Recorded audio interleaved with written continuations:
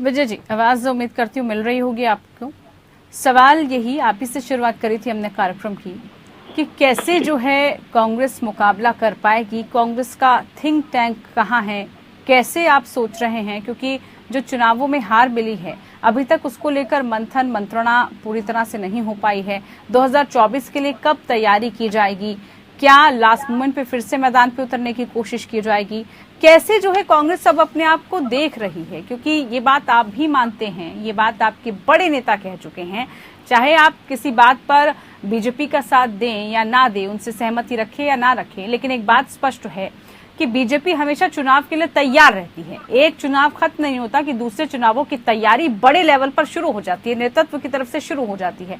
कांग्रेस में इस चीज का अभाव क्यों, और कैसे इससे आप जुट पाएंगे, कैसे इससे आप अपनी जो नैया है वो पार लगा पाएंगे?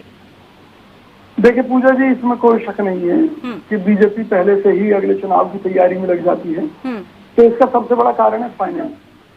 देश और दुनिया की सबसे गरीब पार्टी हुआ करती थी 2014 तक भारतीय जनता पार्टी, और सत्ता में आने के बाद जो उन्होंने देश को लूटा है उसके चलते देश और दुनिया की सबसे अमीर पार्टी बन चुकी है भारतीय जनता पार्टी।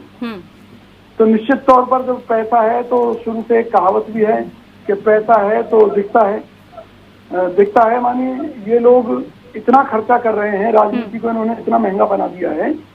क्योंकि कांग्रेस हमेशा जनता के लिए संघर्ष करती रही है, ईमानदारी से हम लोग सरकार में रहकर काम करते रहे हैं, इसलिए आज हमारे पास फंड्स की भी दिक्कत मैं समझता हूं कि कहीं ना कहीं सामने आती है।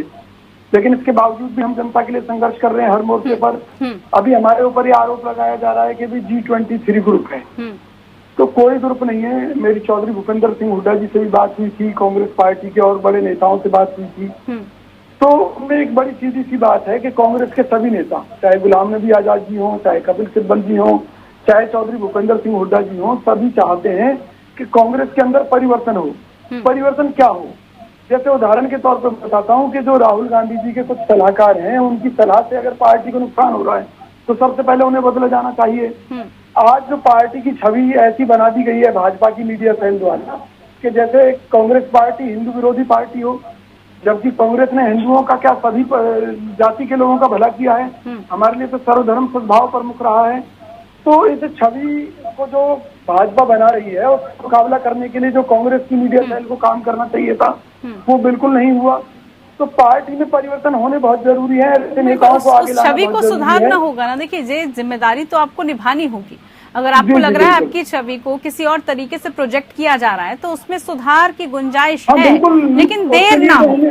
क्या लग रहा है आपको विजय जी, बदलाव की बात आप कह रहे थे, लेकिन बदलाव कैसे हो पाएगा? क्योंकि जब बदलाव होगा तभी आपको लगता है कि नेता एक्टिव होंगे, गंभीर होंगे, सभी जो बड़े लीडर्स हैं आपके, उसी के बाद जो है एक नए सिरे से पार्टी को खड़ा करने की कोशिश की जाएगी।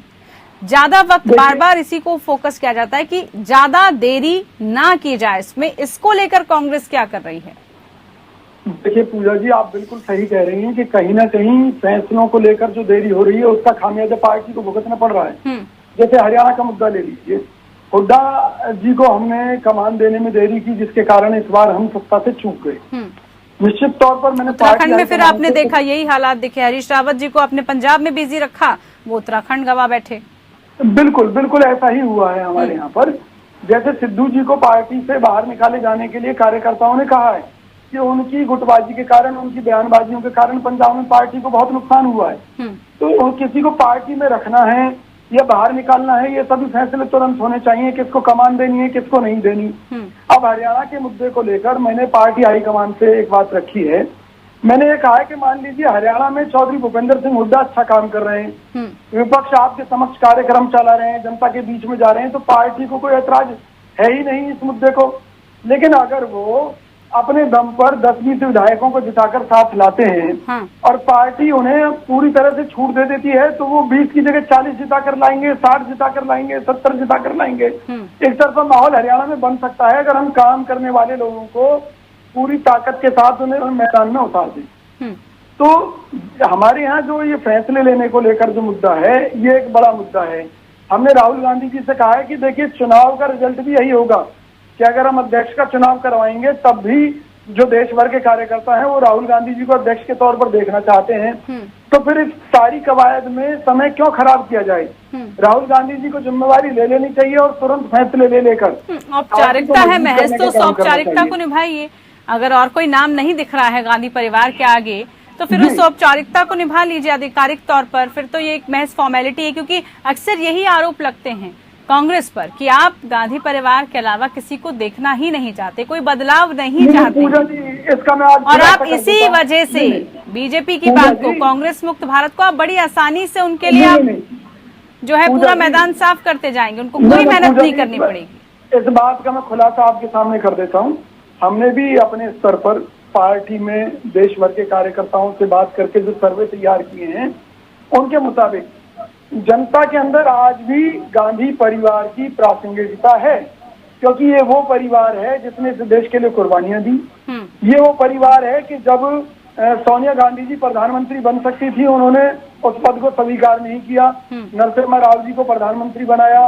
नरसिम्हा राव जी वो शख्सियत हैं जो देश का जो सोना गिरवी रख दिया था चंद्रशेखर सरकार ने, जो देश की आर्थिक हालत चौपट हो चुकी थी, उसको सुधारा, देश को एक बार फिर पटरी पर लाए। जनता ने हम पर बार बार भरोसा क्यों किया? क्योंकि हमने काम करके दिखाया। पिछली बार 2014 से पहले इंटरनेशनल लेवल पर क्रूड ऑयल के दाम इराक युद्ध के कारण बढ़ गए थे, जिसका खामियाजा कांग्रेस पार्टी को भुगतना पड़ा। देश में महंगाई बढ़ी और जनता ने हमारे ऊपर ठीकरा फोड़ दिया। लेकिन आप ये देखिए, $140 प्रति बैरल के रेट थे जब भी कांग्रेस पार्टी ने 70 रुपए लीटर पेट्रोल दिया। तो कांग्रेस पार्टी ने काम किए हैं, ऐसी बात नहीं है कि काम ना किए हों, लेकिन कहीं ना कहीं हम अपने उन कामों को जनता तक नहीं पहुंचा पाए, उनका प्रचार नहीं कर पाए। जनता उन कामों को नहीं समझ चाहिए थे, ठीक है, वो नहीं ले पाए, उसका खामियाजा में भुगतना देखिए पड़ा। काम करना अलग है और उस काम को गिनाते रहना भी बहुत जरूरी है ना। काम को गिनाएंगे नहीं तो शायद जनता को आभास ही नहीं होगा कि किया है। आजकल बिल्कुल आप सही कह रही हैं।